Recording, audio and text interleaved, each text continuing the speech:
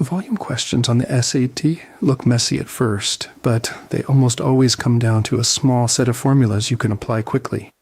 This lesson walks through prisms, cylinders, cones, spheres, and one composite shape so you can recognize the pattern before you even read the story. We will also talk about the reference sheet because the College Board already gives you the volume formulas. Volume is three-dimensional measure. Every formula is some version of base area times height, with cones and spheres adjusted by constants.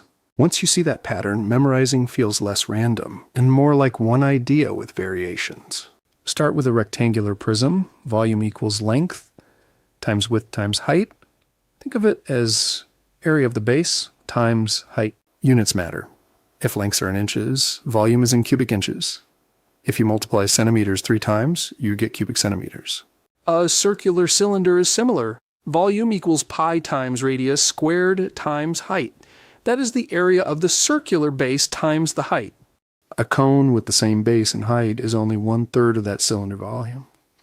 So cone volume equals 1/3 pi r squared ah. That 1/3 factor is the classic trap. Students who treat a cone like a cylinder will overshoot by a factor of 3. A sphere has volume 4/3 pi/r cubed. Notice the radius is cubed, so doubling the radius multiplies volume by 8. On test day, you do not need to memorize these if you can read the reference sheet fast. Your job is fluent substitution and clean arithmetic. Easy example, a right circular cylinder has radius 3 and height 10. Find the volume in terms of pi. Substitute into pr squared h. Radius squared is 9 times 10 is 90, so the volume is 90 pi cubic units. If the problem asks for a decimal, you would multiply 90 by 3.14. But many SAT items leave pi symbolic. Medium example.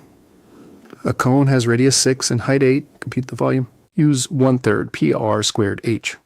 Radius squared is 36 times 8 is 288, and 1/3 of that is 96. If you accidentally drop the 1/3, you would report 288 pi, which is exactly 3 times too large. Harder style, a solid is made from a cylinder with a hemisphere glued on top, sharing the same radius. Let radius be 4 and cylinder height be 9, not counting the hemisphere. Split the volume into 2 familiar pieces. Cylinder volume is pi r squared h, so 16 times 9 is 144 pi. A hemisphere is half a sphere, so its volume is half of 4/3 pi r cubed, which simplifies to 2/3 pi r cubed. 4 cubed is 64, times 2/3 gives 128/3 pi.